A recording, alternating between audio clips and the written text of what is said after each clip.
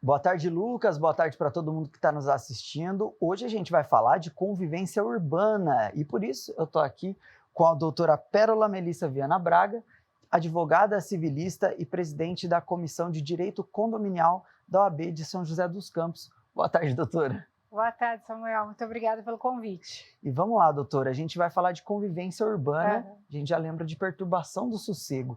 O que a gente pode considerar uma perturbação de sossego?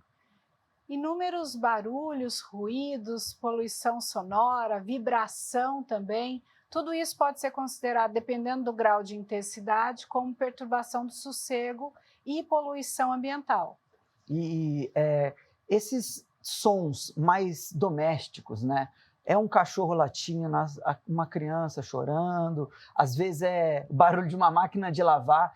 Eles podem ser enquadrados como perturbação de sossego a ponto de poderem serem judicializadas? Sim, dentro do direito de vizinhança, também existe a questão da proibição do uso nocivo da propriedade, ou seja, você não pode, porque você está dentro da sua casa, usar a sua propriedade no sentido de trazer, né, uma perturbação ou um sofrimento, um dano físico ou psicológico para o seu vizinho ou para a pessoa próxima de você, do prédio próximo ao seu.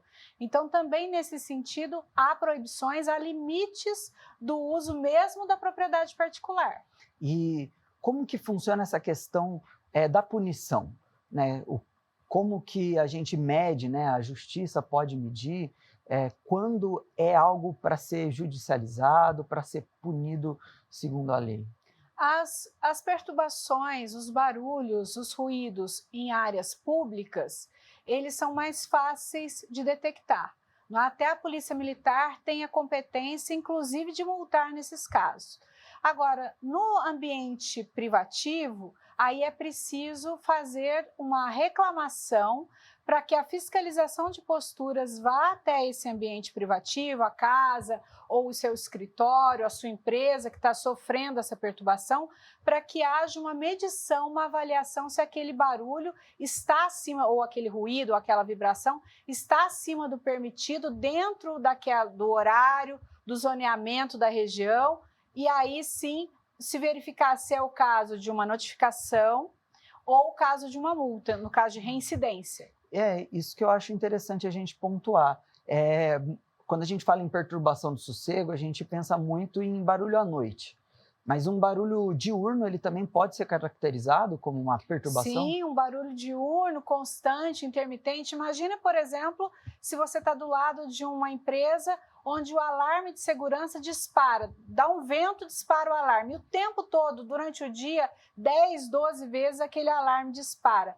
Esse é um incômodo e é durante o dia. Ou uma obra que está excedendo a permissão que ela tem de barulho, ou excesso de som, vibrações, coisas que realmente podem acontecer durante o dia e que também são consideradas como perturbações do bem-estar coletivo. Sim, sim. E no período da noite, acho que quando a gente fala em perturbação do sossego, a gente pensa em um vizinho fazendo festa, né? Em quais situações e como que a gente pode dialogar para ter uma convivência boa, mas mesmo assim ter aquela festa e tudo mais, não atrapalhar o nosso vizinho com o som? Essa é uma questão muito interessante, principalmente nesse período pós-pandemia, onde nós estamos enfrentando muitas pessoas em situação de home office também. Então, durante o dia, principalmente após as 22 horas, é preciso tomar cuidado com o tipo de som que você emite na sua empresa ou na sua residência. E aí, o que é preciso fazer? Se você está falando de um condomínio, também tem as regras do próprio condomínio. E se você está falando de uma zona residencial mista, também precisa ver as regras de zoneamento. Mas a partir das 22 horas, eu preciso me preocupar em não perturbar o outro. Então, eu tenho que reduzir o som.